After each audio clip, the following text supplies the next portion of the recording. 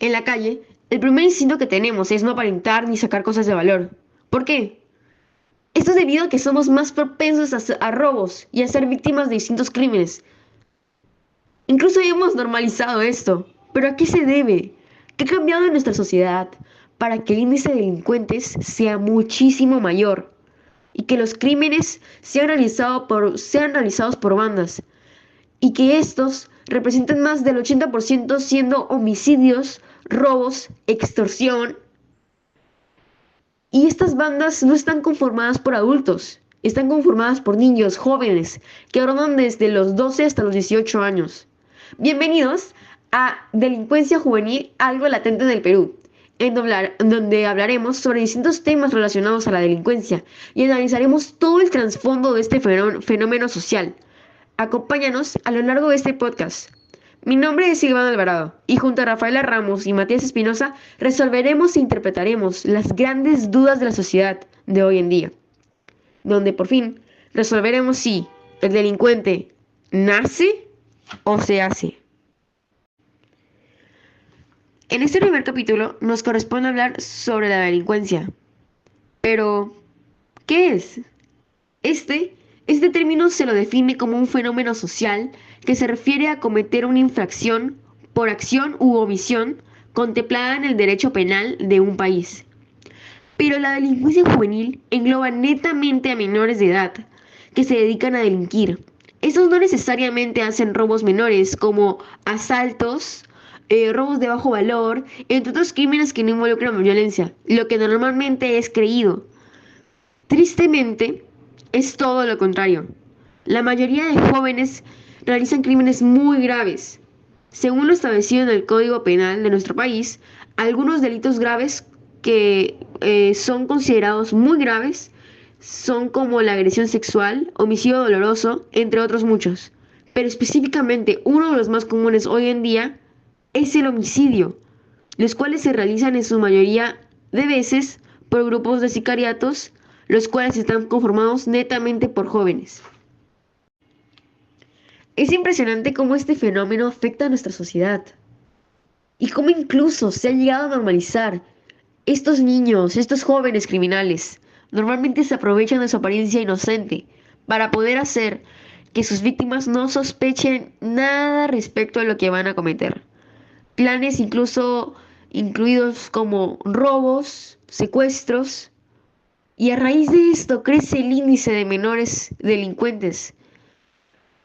Y esto no lo vestimos nosotros solamente, esto lo afirma el Diario de la República, en donde en uno de sus artículos realizado en 2023 menciona que la cifra de adolescentes entre 14 y 17 años que están implicados en diversos crímenes sigue en incremento.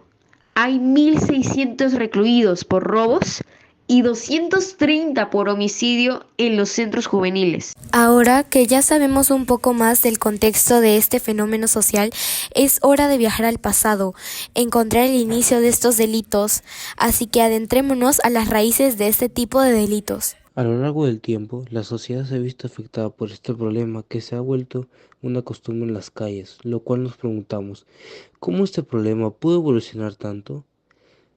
Es que este problema ahora ha afectado a los menores de edad, todo esto gracias a la gran evolución que tuvo esta y por no informar a los menores de edad sobre este problema y cómo ellos podrían estar envueltos, generando una gran preocupación.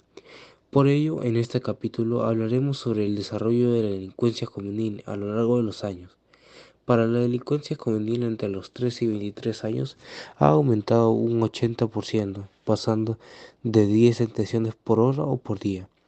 La delincuencia juvenil empieza por ser un fácil acceso que los jóvenes tienen hacia las drogas, por falta de empleo y a la accesibilidad de armas que causa que se vean envueltos en este mundo. En un gráfico de Cielo Perú podemos observar que alrededor del 80% de delincuentes son jóvenes de apenas 16 y 25 años de edad, lo cual expone que la mayoría de los delincuentes son apenas jóvenes que lo hacen por diferentes causas que generan que estos se vean envueltos en este problema. Dentro de todas estas causas Con el gráfico de Cielo Perú podemos observar que las principales causas son causas socioeconómicas y familiares. En algunos casos, los jóvenes se ven obligados a tomar este camino, ya que la falta de oportunidades, ya sea laborales, les obliga a tomar este camino para satisfacer algunas necesidades que tienen por salir adelante. En este gráfico de Cielo Perú sobre las causas familiares,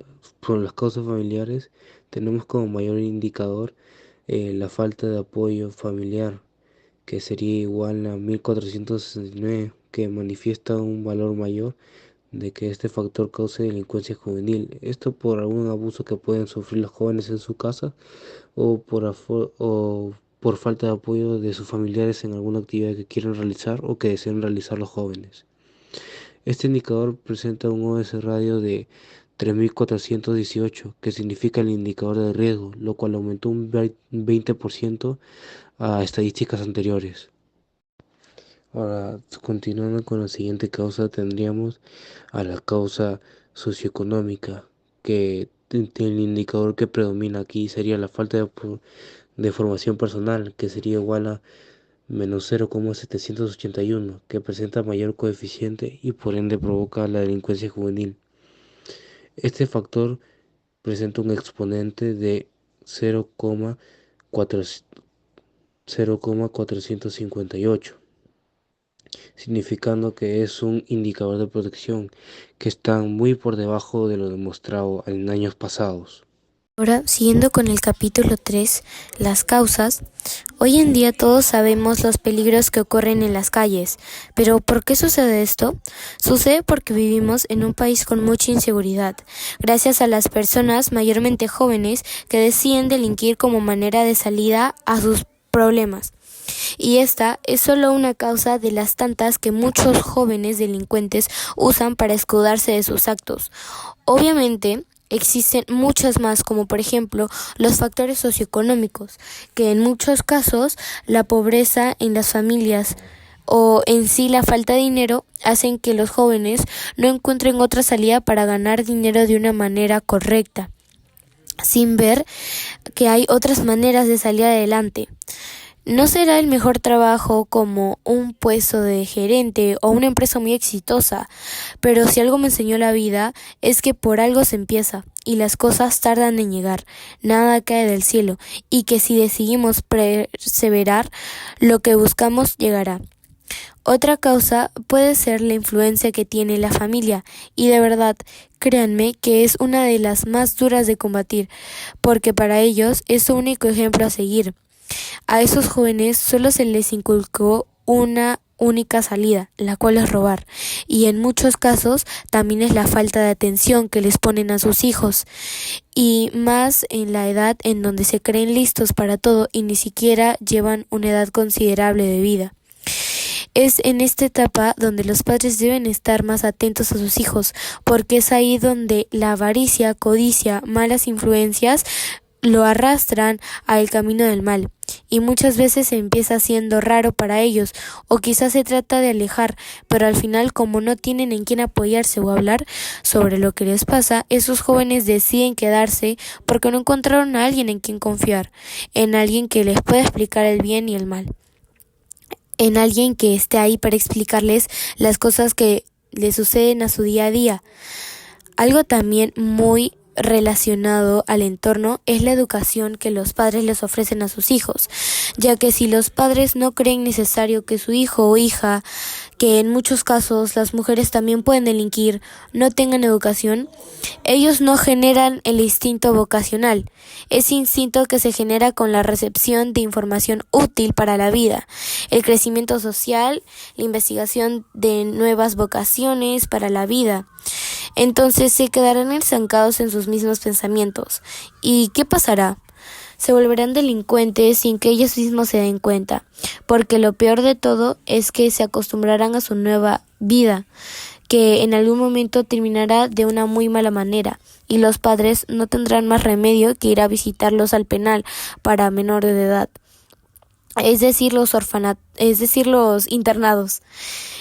Por otro lado, también muy graves son las condiciones psicológicas que tienen estos jóvenes. Quizás en muchas oportunidades le has dicho a tu hijo, no es nada, ya deja de pensar en eso. O quizás conversando con tus amigos o amigas. Con 2 cachetadas se arreglará el asunto. Pero la verdad es que eso está mal. Esos comentarios pueden ser el principio de algún trauma o trastorno mental que el joven pueda desarrollar a lo largo de su vida, afectando a la manera en cómo piensan u opinan en diferentes ocasiones. En muchos casos, ellos se dan la media vuelta y solo ignoran lo que les pasa, porque la única guía que tienen los rechaza. Entonces, de alguna u otra forma, tendrán que desahogarse y se preguntarán, ¿cómo lo hago? Pues robando. No tienen cómo ser escuchados, roban. Entonces, en esta situación también se relaciona a algo muy conocido, y es que se dejan llevar por consejos que alguien de su misma edad les proporciona. Y déjenme decirles, hoy en día tengo un tutor muy experimentado en consejos y charlas, por lo que les puedo asegurar que eso está mal. Las personas que te dan consejos y son de tu misma edad te dirán solo lo que quieres escuchar, no lo que verdaderamente es bueno para tu vida. Entonces te seguirán arrastrando a la misma vida que su entorno puede tener. Ahora, pongamos un ejemplo y con esto concluye este capítulo.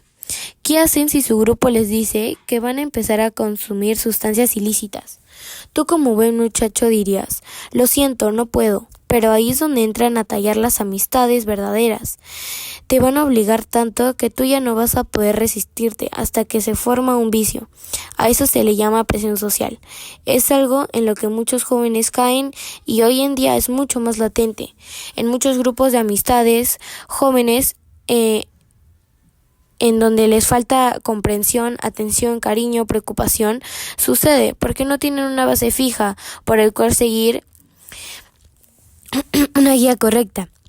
Es por esto que cuando eres el único que no quiere hacerlo, todos los demás se van en contra tuya para que te animes a hacerlo. Y créeme, no es la mejor salida. Al final del túnel siempre terminarán en malos términos y tú posiblemente seas el más afectado.